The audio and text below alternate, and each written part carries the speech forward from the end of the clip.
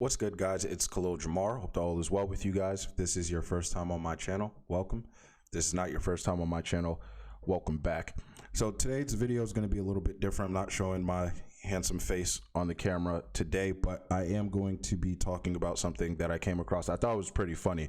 Now, what I came across was a post that was posted by, I believe, Powerlifting Motivation. The post I came across was just a post saying that the British Powerlifting Union, who I've never heard of, it would be banning the sumo stance when it comes to the deadlift. And they said in the post, after a lengthy discussion with health and safety advisors, we are now banning sumo stance deadlift. Any stance wider than shoulder width on deadlift has now been designed as a technical fault, similar to when you don't wait for like a bench or like a start command or a stop command at a powerlifting meet. Not a stop command, sorry, just a start command.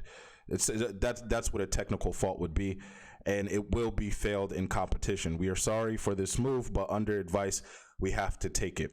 Now, I don't know if this post is real or not, but like I said, I thought it was funny because the sumo stance when it comes to the deadlift is not that serious. It's not that advantageous to the point where you have to ban it from a meet. That's if this is real. Now, I do understand why some people have their opinions when it comes to using the sumo stance when deadlifting. The stance, from what I've seen, does allow a lot of people to move more weight than they would if they use the conventional stance, but so does using leg drive on the bench press or spreading your arms out or hands out as much as possible on the bar in order to shorten the length or to shorten the range of motion that you have when bench pressing. It's the same thing. It's just a technique that allows you to effectively move more weight. The same thing even goes with squat. People who low bar in order to move more weight, because placing the bar lower allows you to recruit more parts of your body in order to move more weight. It's similar to using the sumo stance. It's just a technique that again allows you to move more weight efficiently.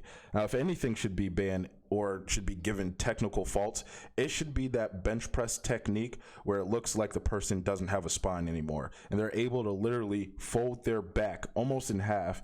And to me, it's not really impressive. It just doesn't look right. And I won't lie, every time I see somebody bench press like that, I want to throw up, not because I think they're cheating, but because in my head, I'm like, do you need to contort your body in that way in order to move more weight? Now, if you do, the goal of powerlifting is to move as much weight as possible. So if that's what you need to do to move as much weight as possible, so be it. I just think it's an over exaggeration. I don't think it's necessary. So it does come down to, is the sumo stance really cheating and should it be banned? Now, my answer is absolutely not. I've seen people try to use the sumo stance and actually switch back to conventionally deadlifting because it doesn't feel right to them or it doesn't feel natural. And I say this because the sumo stance is not a stance you can just switch to, then all of a sudden, boom, you're deadlifting 100 pounds more or 200 pounds more.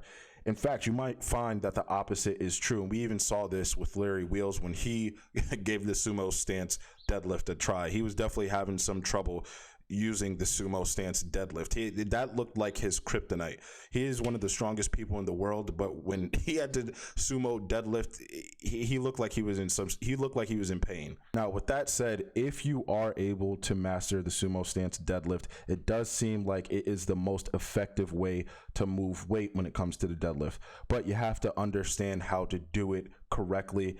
And you have to almost do every little thing right in order for the stance to work as best as possible. Now, most of the top deadlifters in the world, within powerlifting at least, do use a sumo stance when it comes to deadlifting. And I think there's a reason for that. I mean, you can't say that these guys are cheating. You can't say somebody like Jamal Browner is cheating for using the sumo stance. You can try, and if you tried to tell him, he'll probably just switch back to conventional for a couple of seconds and deadlift 900 plus pounds. The strength is already there. The stance is just a way to move as much weight as possible without putting too much wear and tear on your body. Again, similar to low bar squatting, if you high bar squat, you can try, but you're going to put a lot of stress on your knee joints, and the lift becomes way more painful than it needs to be. Same thing with bench press. You can try to bench press with a flat back, but it's going to put a lot of stress on your shoulder joints. With deadlifting, if you deadlift conventional, you're getting past a certain amount of weight, that you're going to feel that weight, and it's going to cause a lot of wear and tear in your body. So if you can use a technique that takes away pain and takes away the difficulty, or lessens the difficulty of the lift, why not do it? The goal of powerlifting, again, is to move as much weight as possible. And if you can move as much weight as possible by decreasing the amount of stress you're putting on your body, I wouldn't see why you wouldn't do that.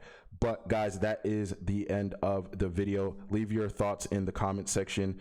Do you consider the sumo stance cheating? Even if you do or don't, should there be rules and regulations surrounding using the sumo stance? Like I said in that post, it says that they can't stand outside shoulder width. I mean, I don't think that really would matter, especially when it comes to somebody like Kaylor Woolham, who has very broad shoulders. Like it doesn't matter. Even if he stood within his shoulder width, I think that would be a sumo stance for most people. But again, guys, that is the end of the video. Thank you for watching. Make sure that you do like the video, subscribe to the channel. I'll see you guys later.